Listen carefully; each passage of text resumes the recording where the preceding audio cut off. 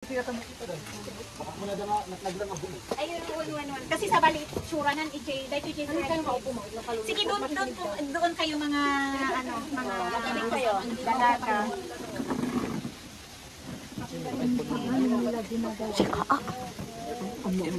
Ijeka, Ito ba si Bonso? Hindi ka makita yan. Wala akong anak dito na dinala. Ako lang umuwi kasi ang hirap pag dala-dala ko si Otism. Ngayon, nag-video call kami kaninang umaga please, uwi na daw ako doon. Kasi 2 days na ako dito. Oh, ayan. Good afternoon sabihin ko kasi ay dito kasi naman kasama niyo. Pero marunong kami magtagalog. Ngayon, sabi ni Ma'am Christina, nagre-research daw kayo. Ngayon, ako na lang ang magtanong kung ano yung gusto nyong malaman para alam ko yung sagutin ko. Hindi, basta ikaw lang. Istoryaan lang. Tanong mo muna kung meron ba silang ideas kapag wala pa. So, ayun ito, ganito. Yung pagtingin nyo dyan kanina, anong nasa isip nyo? Pang-decor. Na out of, obvious naman na leaves, pero may idea ba kayo kung anong kahoy yan? Anong kakao. Yung fresh na cacao leaves, ito yung style niya, Ito yung style niya. Tapos, kung paano siya naging ganyan, niluto namin siya sa apoy, nilagyan namin ng fossilizing agent, na itinuro din, yun din naman ang tinuro sa amin, kaya safe naman. Ito itinuro nila sa amin nung nag-training kami, kaya yun ang ginagamit ko. Kasi hindi ko naman alam na yun ang gagamitin kung hindi nila itinuro. So, after lutuin yun ng how many hours, roughly 3 to 5 hours, depende kasi sa lakas ng apoy. Ngayon, magiging ganito na siya. Pero natuyo kasi talagang sinadya namin iniwan ito para may makita kayo na yung luto na. Pero this is supposed to be nakababad dun sa pinaglutuan para moist siya para pag kinaskas mo, madali siyang matanggal yung chlorophyll niya. Yung green. Sorry. Para ang maiwan na lang yung fiber niya. Ito. Oo, yun. So, from here, naging ganun nung naluto. Tapos, ito na yung walang ito yung kalalabasan pagka naluto na, nakaskas na. Kung bakit siya naging ganito, binabad namin dun sa chlorine. Kaya naging ganito siya. Ngayon, depende na naman kung gaano mo siya gusto kaputi. Kung gusto mo ng ganito, cream, pwede. Kung gusto mo ng medyo maputi-puti, pero manipis na yun. Pangit na, pagka manipis na manipis. So, ito yung pinaka the best na texture. Ayan. So, wala munang dye ito. Ngayon, kapag na-drain na yung water, kukulayan mo na kung anong gusto mong ipangkulay. Jubos lang yan. alam niyo ang jubos? Alam mo yun, nasa Shopee yun. Nasa Shopee yun.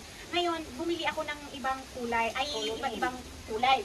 Inilagay ko sa bote ng Coke, hindi yung Coke Inilagay ko sa so ito yung mga iba-ibang kulay.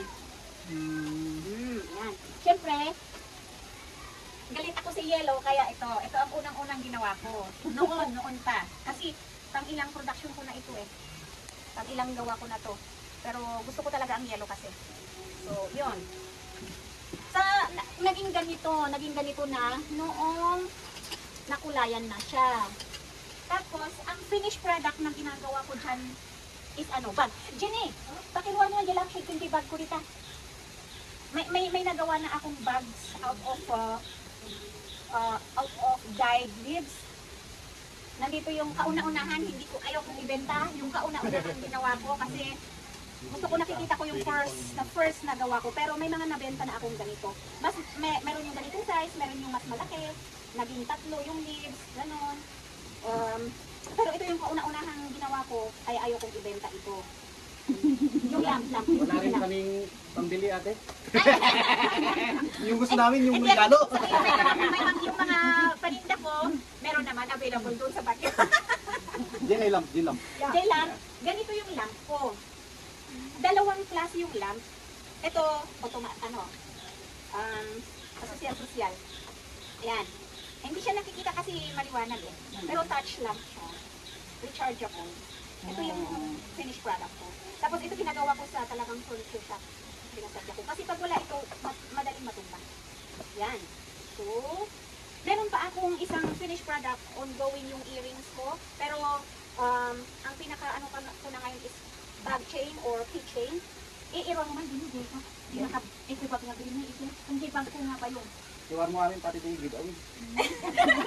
Yung, unfortunately nga, yung mga giveaways nasa Baguio kasi doon ako gumagawa kasi ng finished product. Ang inuuwian ko lang talaga dito yung magluto ng ganyan kasi hindi ko pwedeng lutuin sa... Dito kasi yung raw material ni Madam. Apa yung nilagay dito? Dito kasi, hindi kasi pwedeng magluto ako dun sa Baguio ng ganyan kasi syempre kahoy. Kaya kapag naubos na ulit yan, uuwi ulit ako dito, magluluto ng ganyan. Ang finished products na ginagawa ko is yung ganito. Hindi ko alam kung sino yung mga pamakapangalan dito. Kasi sinadya ko talaga, dinala ko dito kasi supposed to be, dadaan ako dun sa Kilaman. Pero dumiretso ako dito kasi hindi pala Thursday yun, Friday pala. So dumiretso ako dito. Bag chain. Pwede rin keychain. Pwedeng ipa-personalize. Pwedeng ipa-personalize. Kaya ano, so, kung sino yung magpagawa, yun yung ilalagay. Oh, kanina yan? Ang O, pangalan ito niya? na. Oh, para picturean natin. Yan. Lester Glenn Lagmay. Sino tong si Punta ka dito. Thank you for coming, visiting my humble place in the mountain of Tuba, Benguet! And next, sino kaya to? Miss Leonida Ona. Yung teacher nila, advisor Ay, wala. nila. Oh, Ibigay kaya nyo na lang. Yes. Ibigay nyo na lang. Next, ang ginawa kong ano dito is ano, si Slow Food, lagyan. Sino kaya si Madam Christina? Oh, ay, dapat pinipicturean yan. First time kong pumunta dito eh. Ayun, ganun. Oo. Oh, Thank you. thank you, ma'am. Next, Mr. Ron. Ay, Miss! Ay, sorry! Hindi pa naman yan mai-edit kasi wala dito ang computer. Nasa bag. Di bali, babalik daw sila. Oo. Last but not the least, Hannah Isel. Ito naman, miss na ko talaga Miss na. Yan, so yan yung mga finished product na ginagawa ko pa lang. And then ongoing yung earring kasi maraming nag-request ng earring. Pero nasa Baguio tayo na. Wala na akong leads. So kailangan kong iakyat yan bukas para magawa ko na. So actually, Lydia is isa siyang artist na fan. Kasi although design barangay kasi kami sa Talisur noon. Tapos ito ang una niyang fan. Ito yung isa kong craft. Dahil nag-effort talaga kayong pumunta dito. Kanina sa ito, pero ibibigay ko na. Wow! Nag-effort talaga kayo. Nag-resign naman ako. Sino yung isa? Para sa teacher nila. Nandiyan naman kung paano siya gagamitin. In-instruct ko kasi, ang tinatarget ko talaga dito is kung kaming mga igorot, alam namin kung paano gamitin. Pero, kaya kung nilagyan ng ganyan para to give instructions sa mga non-igorot na gusto mo. Pero ang igorot, walang buntot Wala daw buntot igorot. This is how to wear. Yung igorot scarf na ginagawa ni Bishat. So, di bali kay Bisha, meron silang Ay, oo. Malaki kayong kanya. Sa akin ko, hiniram ka. Kasi nilalamig ako. Yan nga. So, yun ang gusto kong sabihin. Magtanong lang kayo kung may gusto kayong tanong. Sasagutin ko kung alam ko yung sagot. Kung hindi, sorry. Hindi ako sasagot kung hindi alam mo na Lydia. Oh, may sasalo. Akala mo naman, Lisa. Hindi, talaga ito na binibili tela ng mga igorot. May weaver din yung mga to. Tapos bibilhin ko, gagawin ko. Dadaan sana tayo doon. Oo, ako na yung nagganyan. Actually, meron pa akong iba, hindi lang ganyan. Kaya lang, hindi nga dito ako. Nasa Facebook niya, actually. So, makikita niya yun. Kasi aside from ito, may crochet products pa ako bags din. Crochet. Kaya lang, Sombrero, sabi ko magpapapersonalize tayo ng para sa sombrero ng tuba. Kaya lang, nag-ano ako ng, ito. Nag-ano ako ng cacao leaves para naman maiba. Ito yung mga samples na mga pinapagawa sa akin. Ito ang, ito, sa tuba naman, ito. Sa Baguio naman ito. Ito ako.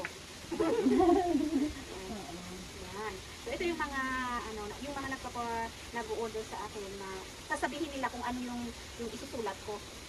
I-send lang nila via email or messenger and then ipo-print ko na lang. Tapos busy ganun. Ganun. Ay, muntik na. So, Sister Liz, thank you so much. Talagang we will be working together as a whole, kasi yun nga, Bataro Association kami, so, this is, although nakikita kami palagi pag may mga ganyan na ngayon ko lang din na datnan yung place nila, although magkakilala ko naman din, kaya sabi ko nagulat, dito ka ba? Ganyan. So, sabi ko nga Liz, ang kanina ang bayad, kasi marami pang may shooting pa, magpipinitikan pa si ang presidente. Oo. Gumagasakit din. Yes, sa Kissing Clouds, nag-host ni Manong Joseph. Oo. So, pagsalaitain natin, si Glenn. Oo, may message kayong tatlo. Oo. Kung mayroon pa kayong tanong.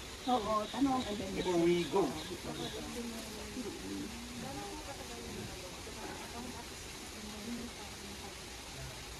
Ay, yung sa pagkukrochet, depende yan. Kasi, alam niyo kasi ginagawa ko lang yan pagka yung wala akong, kasi may online, kasi ako, online representative, office representative.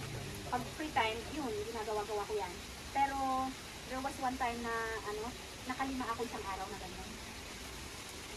Kasi hindi naman ako yung as in expert professional na mag-crochet eh. Parang gusto ko lang, pag pumasok sa isip ko at parang ginagawa ko, ganun lang. Parang ganito rin. Kasi yung mga designs, basta kung ano yung pumasok sa isip ko, tinatry ko lang. Na-discover nyo na po ito lang ninyo? Paano nyo po na-discover? Itinuro nila sa amin na pa-training ang Department of Agriculture ng ganito. And then, ganyan lang tapos bahala ka lang mag-ano ng design. Kung saan mo ba gustong gawin, gano'n. Magkano po yung mga best-seller sa inyong crafts po? Yung ilaw, Ay, bag? ito is nasa 750 ang benta ko ng ganito. Tapos yung mga bags na ganito is, yung nabenta ko ito ng nasa 7 to 8. Pero may lining ito ha. Ito lang kasi hindi ko nilalagyan kasi akin naman. Akin naman. Tapos may mas malaki pa dyan, almost the same price. Then kasi ang gusto ko sana, habang may improvement, hanggat maaari, hindi masyadong tataas yung presyo. Hanggat maaari, ganun pa rin yung presyo. Basta in-introduce ko lang yung price. Kasi hindi naman ganun kadali gumawa kasi ng raw materials. Ang kagandaan kasi dito, kaya naisali rin siya sa ako ng smoke flow. Because the design is very natural. Hindi ka tulad na gagawa pa tayo ng design na parang imitate lang natin. Na pwede naman tayong gumawa ng mga plastic natin. Pero ito, it's preserving the natural design of the leaf ng kakao. Kaya ganyan. Ginupit ko, malaki ito dati, pero ipinunod ko talaga sa shape ng dahon ng kakao. Unlike pag ganito na, syempre, kita rin pa rin naman yung ng kakao. Oo, na-design lang talaga siya. Kasi gano'n talaga. Parang ang pinaka-main raw mats lang natin is at least dahon ng kakao. Magkano ba yung pag-beta niyo po or pag-gawa niyo? Pag-made pa yun? Pagka magkaiba yung bulk order sa tinitingi. Pagka pinapatingi ko ito is 79. Pero pagka bulk orders, na mag-uusapan. Depende. Pero malaki din ang discount. Lalong-lalo na kung nasa hundreds na, malaki din ang discount. Siyempre, yung 79 na yan, isang piraso lang kasi yun. Isang piraso lang. Napatanongin niya.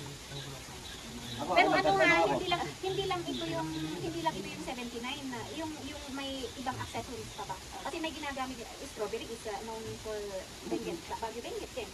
So, yan, magkasama yan. And then, a heart. Just like what you have in your crochet. Ganun, hindi yung nag-iisa lang na ganyan. Hindi. Siguro yung mga ganito, yan, at least tatlo yung nakasabit to make it 79 pesos. Ang tanong daw po. Hindi niyo ba tatanungin kung kakao lang ang pwedeng gagawin kakao lift lang? Oh, maganda. Alam niyo, kapalibutan ko na. Alam alam nyo yun? Gusto kong yan ang lutuin ko na lang kasi yan ang marami dito sa ano eh. Pero hindi pwede. Nalulusaw ba?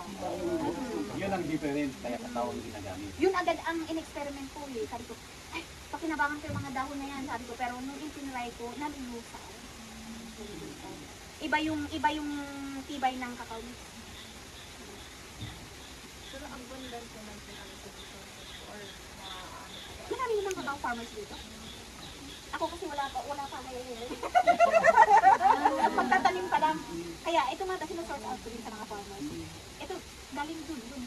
Cacao Pataluso. trees is one of the priorities kasi ng Department of Agriculture. Mm-hmm. So, nag-distribute po sila. Way back, before the pandemic, nag-distribute sila ng mga cacao seedlings sa mga farmers. Yes, yan na yan. Yung isang farmer na yun na nabigyan noon ng free seedlings, yan na yan. Binili ko sa kanya. Yeah. Kasi tapos, kasi nga yung cacao is may mga leaves, ganyan. Tapos ang process din kasi ng bunga nila, yung bunga ng cacao is, kung gaano siya ka-challenging, ganun din yung paggawa ng chocolate. Mas challenging ang chocolate. Kaya, yun pa, ang isa, hindi, kasi kahapon kasi yung bakante nang gagawa ng mga tableya. Pero, hindi meron sa Batangas yung mga tableya. Oo. So, doon kasi sa Batangas, at least, very fun ang cacao. Mas nauna kayo actually.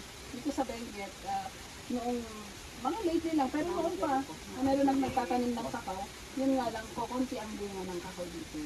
So, ano pa ang magiging gagawin nila sa tree na cacao instead na puputulin nila? Sila rin naman iba na Christmas pinuha. Kasi ang haba ng pag-process. So, palitan na lang ng fruit trees na yung paghinom na kakainin mo. Yung cacao kasi pwedeng hanggang sa mulmul lang siya, tapos pagpagtatapon mo. Oo. Pero at least kaya ngayon nung nalaman nila dito na gumagawa ko niyan, may mga nagtitiyan na kung bumibili ako ng ganyan, sabi ko, dalhin nyo lang yung mga samples niyo ganun. And then, yun na nga, kasi hindi ko kayang gawin yan mag-isa, kahit sabihin mo na ano, kaya may palagi ko tinatawag yung insan ko na, syempre, binabayaran ko rin. And then, syempre pag dumami pa yan, madadagdagan din yan na babayaran ko. Ang kakao tree kasi kulang na sa sayo. So, final message sa kanya. Para alit sa kanyang bayang talaga. And thank you so much. Oh, and thank you also for coming. And prepare. namin to sa defense sa Ay, wow! Uy, sindasan mo na ano? Sindan nyo ako ng, hanapin nyo. Akin na nga. Yung ano. At picture kayo nga. Daki ba? Ba't sila? ano po talaga kami nung pwedeng ma-access. Eh, sakto nung nagbigay po siya. Ito na lang po gagamitin namin. Ay, ang galing. Yes.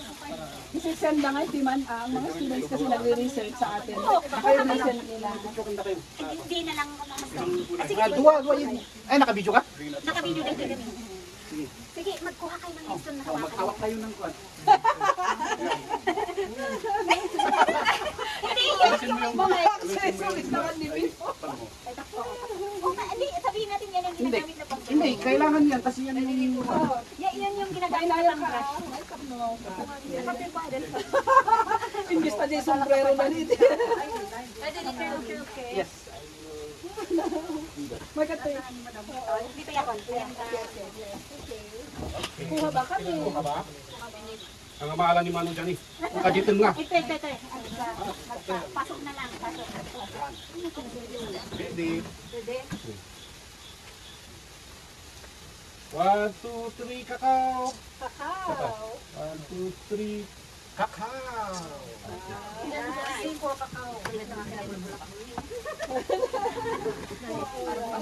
Isa pa. Sa kanila naman. May ano, yung phone daw pala nila. Yung phone nila. Okay. 1, 2, 3. 1, 2, 3.